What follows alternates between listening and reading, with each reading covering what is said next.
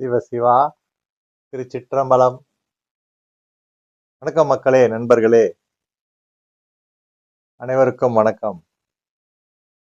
இன்றைக்கு பாத்தீங்கன்னா ஒரு நல்ல ஒரு டாபிக், ஒரு நல்ல ஒரு ஆன்மீக சிந்தனை. அதுல பாத்தீங்கன்னா தீபாவளியை பற்றி தான் இன்னைக்கு நம்ம ஒரு அற்புதமான ஒரு தகவல் ஒரு புத்தகத்துல இருந்து பார்த்தேன். ரொம்ப அருமையா தெளிவா அழகா இருந்தது. அதை அப்படியே அடியேன் உங்களுக்கு வாசிச்சு காட்ட போறேன். அப்படியே உங்க சிந்தனையை அப்படியே இந்த காணொளி மூலியமா நீங்க ஆழ தங்களுக்குள்ள பதிக்குமாறு அன்புடன் வேண்டி கேட்டுக்கொள்கின்றேன். சரிங்களா? இது ஒரு நல்ல ஒரு தகவல் பார்ப்போம். ஏன்னா நிறைய பேருக்கு நம்மில் நிறைய பேருக்கு தீபாவளி அப்படின்னா வெறும் பட்டாசு அப்படிதான். அது ஏன், எப்படி, எப்படி, எப்பொழுது வந்தது, அதெல்லாம் நிறைய பேருக்கு இந்த தகவல்லாம் தெரியாது. வெறும் தீபாவளி கொண்டாடுவோம், அவ்வளவுதான். சரிங்களா? ஸோ இப்போ இந்த அரிய தகவல், நல்ல அழகான ஒரு தகவல் ஒரு புத்தகத்துல இருந்து நான் அப்படியே பார்த்தேன். பழைய புத்தகம் ஒண்ணு கிடைச்சது.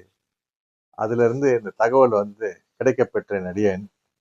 அது அப்படியே சுவாரஸ்யமா இருந்தது, மிகவும் சுவாரஸ்யமா இருந்தது.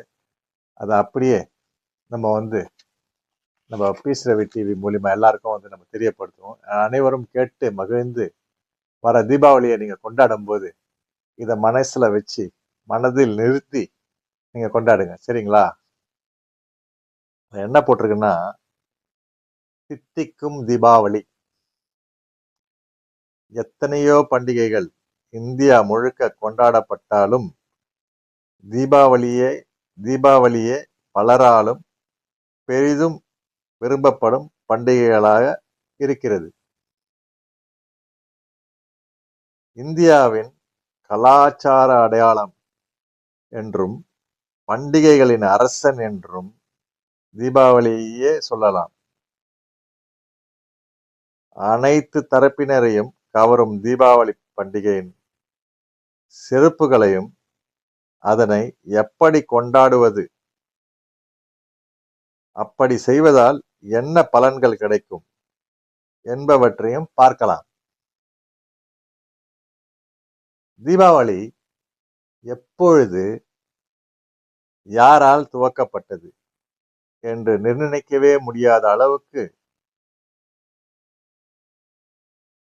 மிக பழமையான பண்டிகை என்று சொல்கின்றன புராணங்கள்.